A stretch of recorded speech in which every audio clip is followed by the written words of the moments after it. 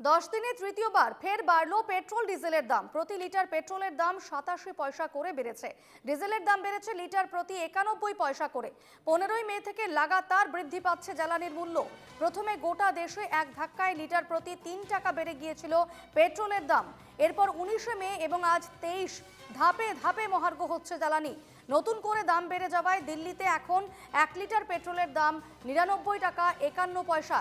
Diesel বিক্রি হচ্ছে 92 টাকা 49 পয়সা প্রতি লিটার এবং কলকাতায় পেট্রোলের দাম পৌঁছেছে 110 টাকা 64 পয়সায়। ডিজেলের দাম হয়েছে 97 টাকা 2 পয়সা। মুম্বাইয়ে প্রতি লিটার পেট্রোলের দাম এখন 108 টাকা 49 পয়সা, সেখানে ডিজেলের দাম 95 টাকা 2 পয়সা। চেন্নাইয়ে পেট্রোলের দাম দাঁড়িয়েছে 105 টাকা 31 পয়সা এবং ডিজেলের দাম 96 টাকা 98 পয়সা। গুয়াহাটিতে লিটার পিছু পেট্রোলের দাম 103 টাকা 69 পয়সা। ডিজেল বিক্রি হচ্ছে 95 টাকা 1 পয়সায়।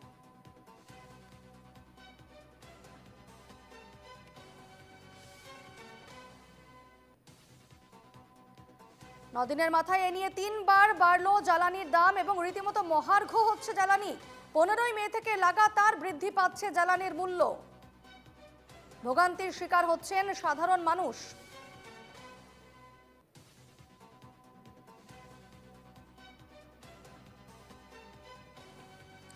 এই বিষয়ে বিস্তারিত জেনে নেব। পৃথা দাশগুপ্ত রয়েছেন টেলিফোনে।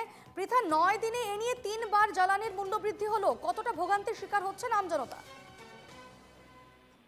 তাই দেখো, 9 দিনে ইতিমধ্যেই 3 বার পেট্রোল ডিজেলের দাম বাড়লো এবং কলকাতায় অর্থাৎ 9 দিনে 3 বার এবং কলকাতায় প্রতি লিটার পেট্রোলের দাম বাড়লো 96 পয়সা, লিটার পিছু ডিজেলের দাম বাড়লো 95 পয়সা এবং প্রতি লিটার পেট্রোলের নতুন দাম হলো 110 টাকা 64 পয়সা। প্রতি লিটার ডিজেলের দাম বেড়ে হলো 97 টাকা 2 পয়সা।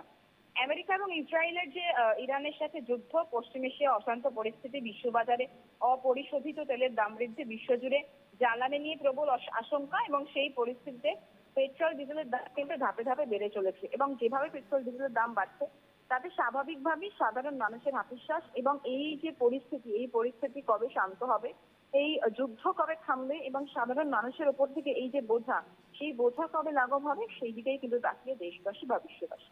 একেবারেই ধন্যবাদ পৃথা। স্বাভাবিকভাবেই এই মুহূর্তে একেবারে নাজেহাল সাধারণ মানুষ, নাভিশ্বাস সাধারণ মানুষের, কারণ 9 দিনে এ নিয়ে তৃতীয়বার বেড়েছে জ্বালানির দাম। এই মুহূর্তে গুয়াহাটিতে 103 টাকা 69 পয়সা হয়েছে পেট্রোলের দাম এবং ডিজেলের দাম দাঁড়িয়েছে 95 টাকা 1 পয়সা। স্বাভাবিকভাবেই সাধারণ মানুষের কিন্তু এই মুহূর্তে একেবারে বলা যায় নাভিশ্বাস হচ্ছে।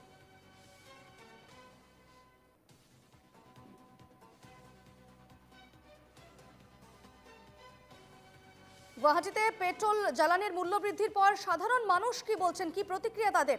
আমরা কথা বলেছিলাম সাধারণ মানুষ, আমাদের প্রতিনিধি কৌশিক কথা বলেছিলেন সাধারণ মানুষের সঙ্গে, যারা পেট্রোল পাম্পে গিয়ে সেখানে প্রতিক্রিয়া দিয়েছেন, কথা বলছেন এই বিষয়টি নিয়ে। কি বলছেন ঠিক তারা, কি প্রতিক্রিয়া তাদের শোনাবো আপনাদের।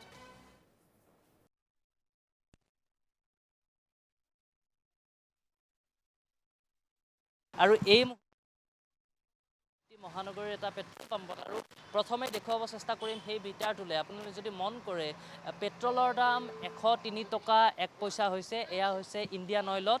আৰু একেধৰণে যিসমূহ XP95 বা পেট্ৰলসমূহ আছে, তেনেকুৱা ধৰণৰ ইন্ধনসমূহৰ দাম 111.96 টকালৈকে বৃদ্ধি পোৱা পৰিলক্ষিত হৈছে। আৰু শেহতীয়াকৈ আচলতে পেট্ৰলৰ প্ৰতি লিটাৰত 88 টকাকৈ বৃদ্ধি পোৱা দেখা পোৱা গৈছে। আৰু একেধৰণে ডিজেলৰ মূল্য প্ৰতি লিটাৰত 91 পইচা বৃদ্ধি পোৱা পৰিলক্ষিত হৈছে। আৰু এয়া হৈছে আচলতে তৃতীয়বাৰৰ বাবে 8টা দিনৰ ভিতৰত তৃতীয়বাৰৰ বাবে এনেধৰণে দাম বৃদ্ধি পোৱা পৰিলক্ষিত হ'লে। এয়া আমি গণেশগুৰিৰ এটা পেট্ৰল পাম্পৰ পৰা এই মুহূৰ্তত পৰিৱেশসমূহ দেখুৱাই গৈছোঁ যে নিতৌ কেৱল দাম বাঢ়িছে আৰু বাঢ়িছে। এয়া আমি কথা পাতিব চেষ্টা কৰিম, গ্ৰাহকসকলৰ সৈতে কথা পাতিব চেষ্টা কৰিম। সমস্যা তেলৰ ইমান ভাড়া বাইতো আমাৰ ৰেটটো বাঢ়ি নাযায়, আমাৰতো সেইটো নৰ্মেল ৰেটতে যাব লাগে।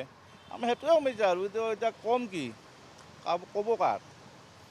আপোনাৰ পেচেঞ্জাৰ আজিকালি ইলেক্ট্ৰিকেল অটোবিলাক আহি গ'ল, সেইবিলাক অহাৰ কাৰণেতো আমাৰ এতিয়া অটোটো ভাড়াটো বাঢ়াই নিদিয়ে।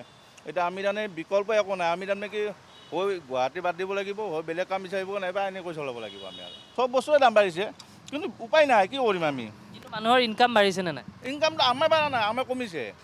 তো আমাৰ বিকল্প বহুত বস্তু আহি গৈছে, ইলেক্ট্ৰিকেলতো আহিছে, ৰিপিটো বাইক আহিছে, সেইকাৰণে আমাৰ এই এইখন ইলেক্ট্ৰিক এখন ল'বৰ কাৰণেতো মানুহক পইচা লাগিব, তেনেকুৱা পইচা জমা কৰিবৰ ব্যৱস্থা হৈছে জানো?